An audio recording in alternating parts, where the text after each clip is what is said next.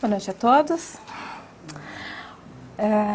É um privilégio, mas também um grande desafio falar do capítulo de hoje, que pode ser considerado o resumo da doutrina espírita, mas também do cristianismo.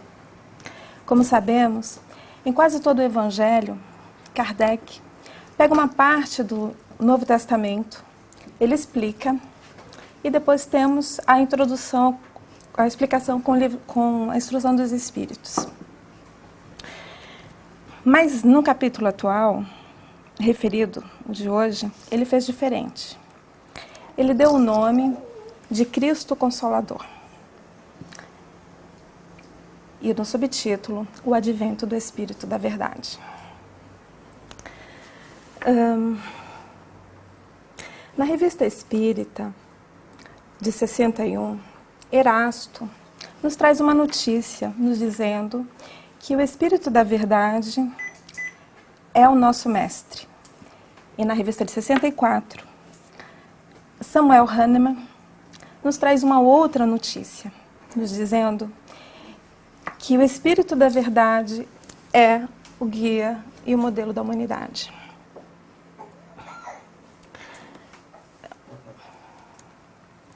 Mas vamos entender de onde vem a expressão Espírito da Verdade. Ela foi tirada do Evangelho de João, capítulo 14, quando Cristo nos promete que enviaria o Consolador.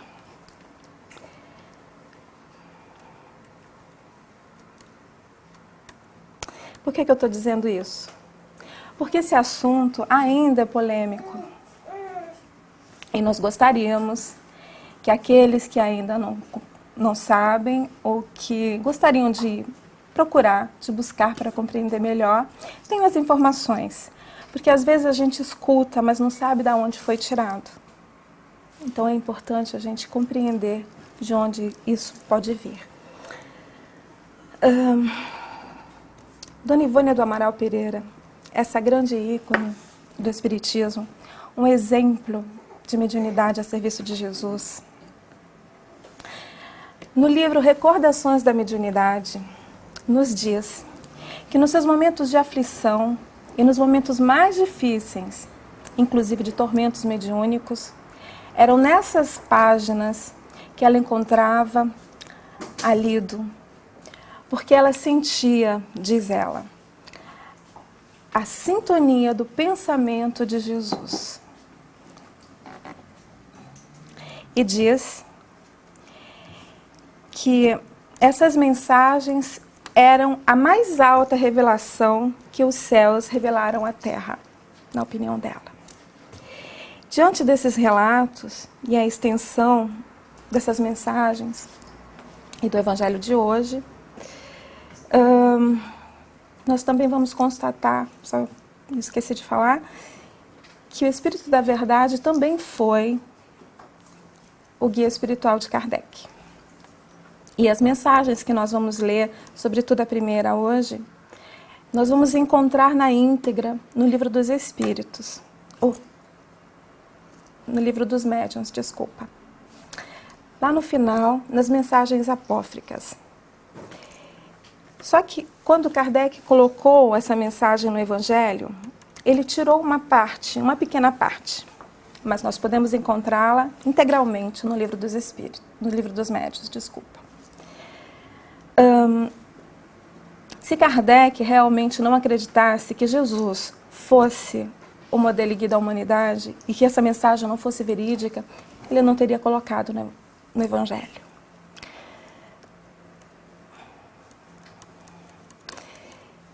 E gostaríamos de ressaltar apenas que o fato de Jesus ter auxiliado Kardec e ter sido um coordenador do Espiritismo e também o governador da Terra, desse orbe, ele não tem preferências, porque a gente pode pensar que ele foi o guia de Kardec, ele que estava por trás desse movimento do Espiritismo. Então nós temos uma certa preferência aos olhos de Jesus. Jamais. Porque Jesus não tem preferências. Ele estará sempre atrás daqueles que têm grandes ideais para a humanidade, daqueles que trabalham para o bem. E assim como ele assessorou Francisco de Assis quando aqui esteve, ele também apareceu para Teresa de Ávila, para Martinho Lutero e tantos outros.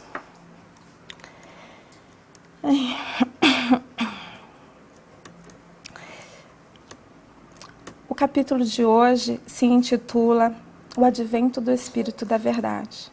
Todos sabemos o que significa advento? Advento quer dizer chegada. E foi exatamente assim que ele veio. E ele chega dizendo: venho como outrora aos desventurados filhos de Israel. E nós podemos nos perguntar: quem seriam os filhos de Israel? E quem? Porque está lá, que veio como outrora. Ele mesmo, como antes. Ele volta a nos dar uma nova mensagem, a nos fazer um novo chamado. Nós que antes lá estávamos também, que fomos os filhos de Israel.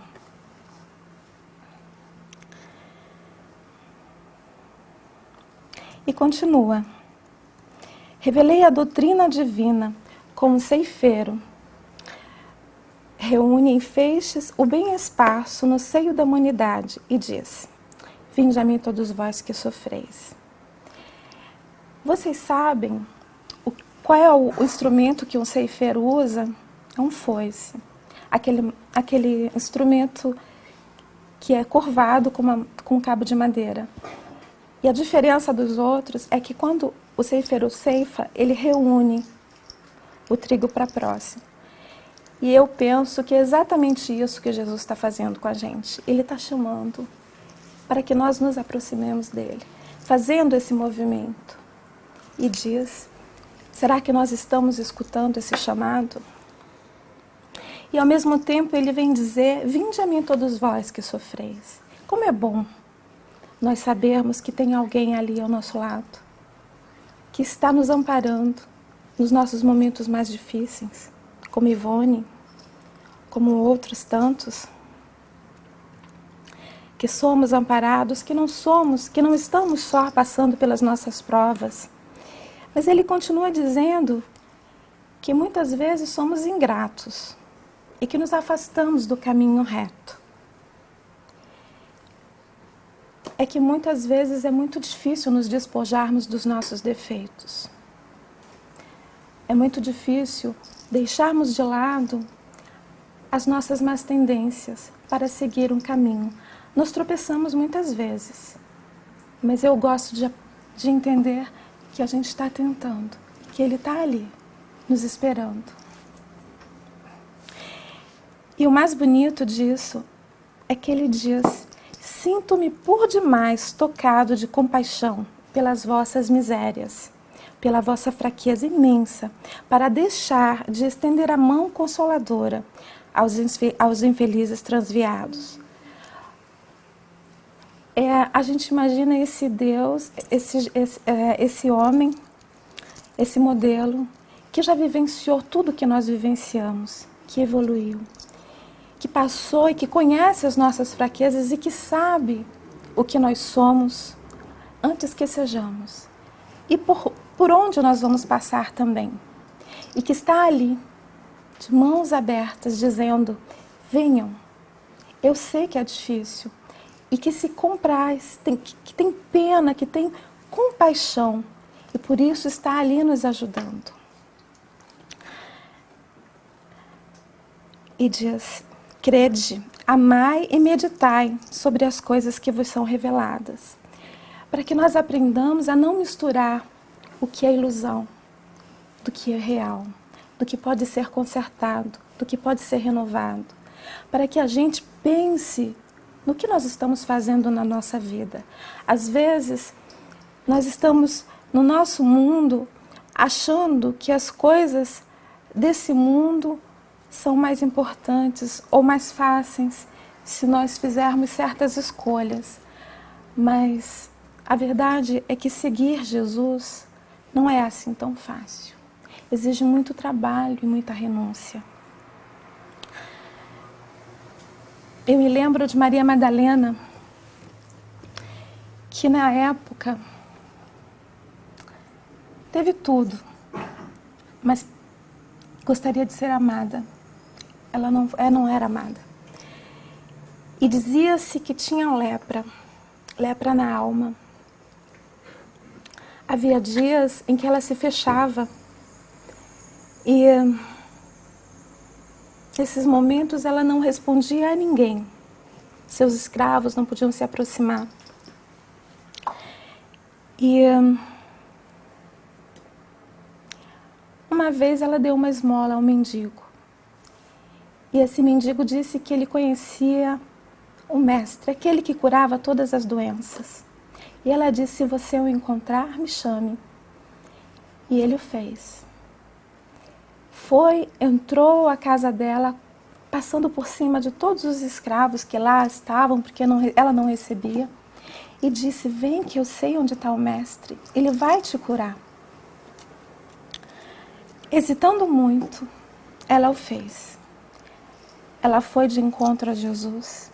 E vendo aquele olhar que jamais a julgou, e imagino que o olhar dele deveria tocar-nos a alma pelo amor e pela serenidade que ele tinha. E ela renunciou a tudo, a todos os prazeres, a todos os vícios, para seguir Jesus. E na minha opinião, ela foi o grande exemplo de reforma íntima, o maior. Porque Paulo conhecia as leis e os profetas. Ele apenas mudou de caminho. Mas ela veio da lama. Ela veio de lá onde é difícil nós sairmos. Porque nós sabemos que nós trazemos conosco o orgulho, a vaidade, o egoísmo e tantos outros defeitos derivados do orgulho e do egoísmo. E o quanto é difícil nos despojarmos dele. O quanto é difícil a gente compreender como somos, entender e nos colocar no colo.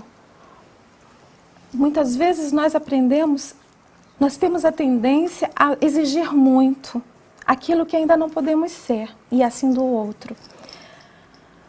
Mas ela fez diferente. Ela aceitou aquilo que ela era, aceitou o chamado de Jesus e se despojou de tudo isso e seguiu.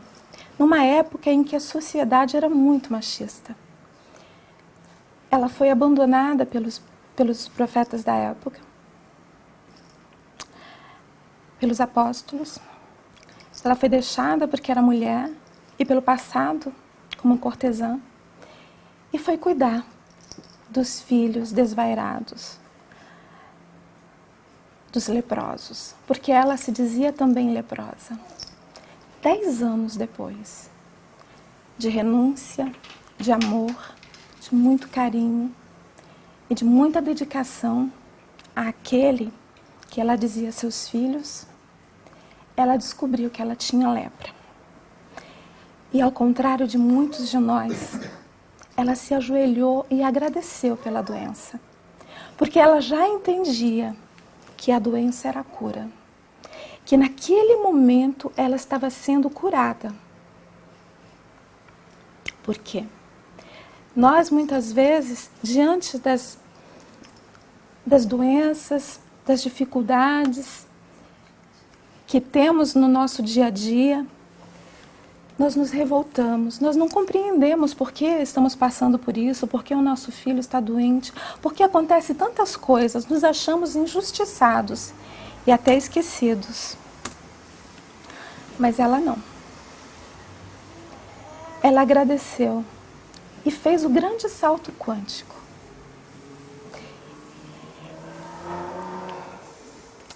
Será que é difícil fazer esse salto? Talvez. Mas o Livro dos Espíritos nos diz que nós podemos fazer tudo isso e muito mais. Basta que tenhamos vontade. Nós compreendemos que é difícil. Compreendemos que existem 1000 coisas que nos impedem de fazer isso. E não julgamos e não queremos que nós façamos aquilo que ainda não está na nossa capacidade. Nem Jesus assim pede. O que Ele nos pede, na verdade, é que nós persistamos neste caminhar. Que é quando cairmos, sejamos capazes de nos levantar. Nós erramos, mas vamos perseverar, vamos continuar. É isso que Ele nos pede. E para compreender os percalços e os obstáculos, eu também lembrei de Teresa de Ávila, como eu havia falado, num dos diálogos dela com Jesus. Ela diz: Senhor, eu tenho cumprido tuas leis, tenho servido e amado, por que tenho tantas dificuldades no caminho? E ele responde: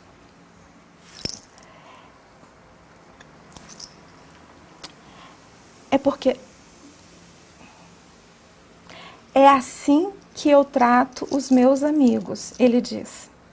E ela, honrando o seu sangue espanhol, que a gente fala que os espanhóis têm o sangue um pouco quentinho, ela diz: ah, Senhor, então é por isso que tem tão poucos amigos. Aqui a gente pode compreender que é difícil seguir este homem, é difícil seguir as leis de Deus.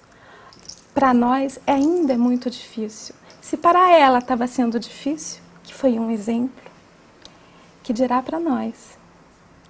Mas ele nos diz, para que elevemos a nossa resignação ao nível de nossas provas. Isso significa dizer, para que nós continuemos a lutar o bom combate. Para que nós não nos revoltemos diante das nossas adversidades, dos nossos percalços, que todos temos. Todos temos dores, todos temos dificuldades, todos temos problemas.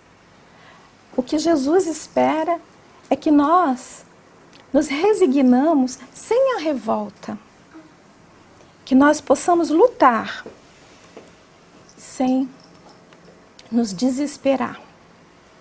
Porque é exatamente isso, o consolo que o Evangelho nos fala. O consolo de saber que conhecendo as leis, que conhecendo um pouquinho a vida aqui e mais além, nós temos a capacidade de compreensão. E diante dos obstáculos, nós talvez não vamos nos deixar invadir pelo desespero, que muitos se matam e matam os outros, fazem tantas outras coisas, sem nenhum julgamento de nossa parte. Mas ele diz também, meu Pai não quer aniquilar a raça humana, quer que ajudemos uns aos outros, mortos e vivos. E aqui eu comecei a pensar na profundidade do que ele está falando. Ele diz uns aos outros, mortos e vivos. Porque nós estamos na carne, mas existem também aqueles que já se encontram no plano espiritual. E nós fazemos um. Todos estamos interligados. Nós somos influenciados e influenciadores. Então, nós falamos muito em obsessão. O Espiritismo explica o que é esse fenômeno de desobsessão. Nós sabemos que existem os nossos inimigos, que eu chamo de adversários, ou melhor, de professores, porque eles nos ensinam muito. É com ele que nós aprendemos aquilo que somos, aquilo que fazemos. São exemplos, são nossos cobradores. Ontem fomos nós que o ferimos e hoje ele vem nos mostrar a realidade da vida. E quando Jesus nos diz que Ele quer que nós nos ajudemos, eu fiquei pensando, e eu me lembrei de um fato que Divaldo conta muito. Ele disse que para o obsessor dele, para o professor dele, foram 40 anos para que eles pudessem se reconciliar. E quando isso ocorreu, ele chamava de máscara e ele diz: tu não me ganhastes, tu me vencestes pelo cansaço. E eu imagino que com nós poderia ser a mesma coisa. É muito fácil nós dizermos que as coisas que nos acontecem são influências do plano espiritual, quando nós somos responsáveis por essas influências, porque elas só acontecem por conta da nossa conduta moral.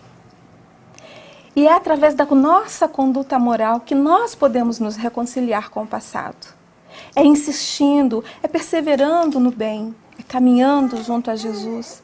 É quando nós cairmos, quando nós fizermos alguma coisa de errado, ao invés de nós pegar aquele tão famoso chicotinho e ficar nos chicoteando pela culpa que isso nos causa, é nos dizer: eu errei, eu compreendo isso. Eu sei que eu não fiz certo, mas eu vou tentar de novo e eu vou acertar da próxima vez. E perseverar, cada vez que nós cairmos, levantar e perseverar. E nós vamos estar também ajudando o plano espiritual. Porque é através, exatamente, da nossa perseverança que eles melhoram. É através dos nossos atos que eles começam a mudar. É através das leituras que fizemos, do nosso evangelho no lar, da nossa conduta com as pessoas que estão ao nosso lado, com os nossos familiares, até com eles, pela misericórdia que temos com eles, porque estão eles também no caminho errado, ainda não compreenderam, como nós, ainda não compreendemos a totalidade da mensagem de Jesus.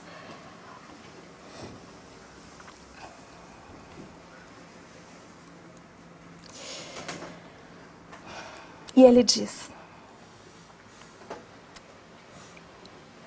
eu sou o grande médico das almas. O que o médico faz? Ele avalia, diz a causa da nossa doença e dá o diagnóstico com remédio. Exatamente o que Jesus fez e continua fazendo. Ele está dizendo por que nós estamos doentes, a causa da nossa doença e o evangelho, e o remédio, o evangelho, na vida, na vivência. E continua: os fracos, os sofredores, os enfermos são os meus filhos prediletos. Venham salvá-los, vinde a mim, pois. Vós que sofreis e que vos achais oprimidos, e sereis aliviados e consolados. Como diz numa outra parábola, porque o jugo dele é leve, o nosso também pode ser. Todos nós aqui que caminhamos na terra somos fracos. Temos as nossas fraquezas morais, temos os nossos defeitos, mas somos, e muito, muito amado por Ele, que continua lá, de braços abertos, esperando que nós escutemos aquele chamado que Ele tanto diz: escuta-me, vinde a mim.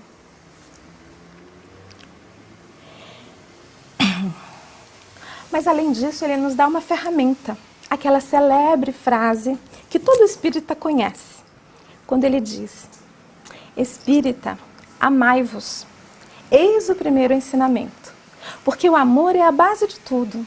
É através do amor que nós mudamos o mundo. É através do amor que nós mudamos a nós mesmos. Mas não somente o amor distante, mas o amor a si. Aprendermos a nos respeitar, aprendermos a nos conhecer, aprendermos a saber as nossas limitações, como eu disse, afastar a culpa do coração. E aprendermos a vivenciar esse amor com os nossos familiares, com os nossos filhos, mas também com os nossos irmãos um pouco mais distantes, porque somos todos uma grande família, somos todos irmãos, somos todos filhos de um mesmo Pai. E Ele continua lá, nos estendendo a mão. Então aprendamos a amar, porque se eu não aprendi a me amar, a me respeitar, a me valorizar, eu não vou poder amar o meu próximo. Porque eu não sei ainda me respeitar, eu não sei ainda me amar. Aprendamos a nos conhecer e vamos expandir esse amor, reconciliando com os nossos adversários mais próximos, no seio da nossa família, para depois chegarmos aos outros. E o segundo mandamento, ele nos diz: Espíritas, instruí-vos. Este é o segundo. Porque é através do conhecimento que arrancamos o véu da ignorância e começamos a compreender as razões das nossas dores e aflições, como nós falamos aqui. Porque quando nós não compreendemos por que estamos sofrendo, por que estamos passando por tais dificuldades, fica muito difícil compreender esse Jesus, compreender esse Deus. Mas quando nós compreendemos que não há injustiça, que toda dor é motivo de elevação, quando sabemos sofrer, é o que chamamos do bem sofrer. Isso nos dá uma dimensão bem maior. E o desespero não se faz presente em nosso coração. Porque ele pode até bater, mas nós temos aquela força que quando nos ajoelhamos em espírito e que sentimos a presença deste homem que se aproxima de nós e que nos abraça, quando sentimos a presença da espiritualidade deste Jesus, este homem que foi tão grande que dividiu a humanidade em antes e depois, nós nos sentimos consolados. E a partir daí, nós continuamos sem o desespero. E nos sentimos fortalecidos nesta caminhada. O cristianismo, diz ele, no cristianismo, diz ele, encontra-se todas as verdades. Os erros que nele se enraizam são de origem humana. Eis por que tantas guerras, porque tantas brigas por conta de religião. Porque Jesus não implantou nenhuma. Todas essas coisas são as formas com que os homens veem, da maneira que eles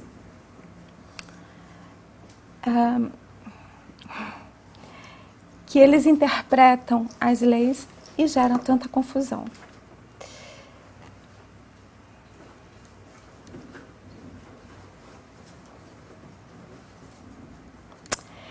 Então é isso. A mensagem ele termina dizendo aquilo que nós já sabemos como espíritas, que além do túmulo existe vida, que eles estão conosco e que estão nos inspirando e que estão nos ajudando e que ele está nos chamando para que nós possamos abrir essas janelas e escutar esse chamado para segui-lo. E diz no final, Jesus Cristo é o vencedor do mal, sede, pois, os vencedores da impiedade. E diz a todos aqueles que são os trabalhadores da última hora, traçai o vosso sulco, recomeçai no dia seguinte a rude jornada da véspera. O trabalho de vossas mãos fornece o pão terreno aos vossos corpos, mas vossas almas não estão esquecidas. Eu, o divino jardineiro, as cultivo no silêncio dos vossos pensamentos. Então, vamos continuar e vamos perseverar, mesmo depois das quedas. Evangelho é palavra grega e significa boa nova. É ele quem anuncia o cumprimento da antiga profecia, que falava da chegada do Messias. O Evangelho, sempre tão novo e atual, é a obra que resiste ao tempo, porque o amor, e somente ele, é antemporal. Quem busca a fé, a consolação e o conselho, há que encontrar todas as respostas no Evangelho. E a nossa referência, nosso estudo, nosso pão, ele traz luz à nossa existência, é o alimento da alma e do coração. Conhecemos Jesus no Evangelho, aquele que mudou todos os conceitos. Sua misericórdia abrasou a terra e nos fez a todos eleitos. O Mestre despertou em nós a divindade, quando nos ensina a seguir o seu exemplo, a missão de amor e caridade. É o melhor caminho, em qualquer tempo. Por isso, sem nenhum temor, faça do Evangelho seu guia, porque a prática do amor será, sim, a sua eterna alegria. Muito obrigada pela atenção.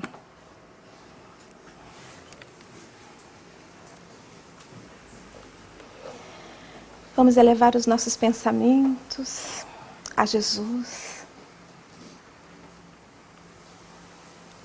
e sentirmos esse aconchego, esse amor que nos invade a alma e agradecermos pela nossa vida, pelos obstáculos que nos fazem mais forte, pedirmos por todos aqueles que se encontram nos hospitais, por todos aqueles que partem através do equívoco do suicídio, por todos aqueles que ainda se encontram enraizados no mal.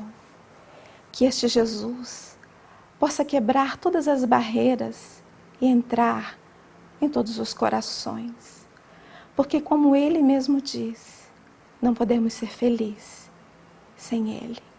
Ninguém chega ao Pai senão através dele. Agradecemos-te, Pai, pelo amparo de cada dia. Rogamos por todos que aqui se encontram e pelos nossos familiares e por aqueles que não se encontram aqui, que estão ausentes. Rogamos a Deus a alegria de servir, de caminhar e o aprendizado que nos é oferecido. Muito obrigada, Jesus. Que assim seja.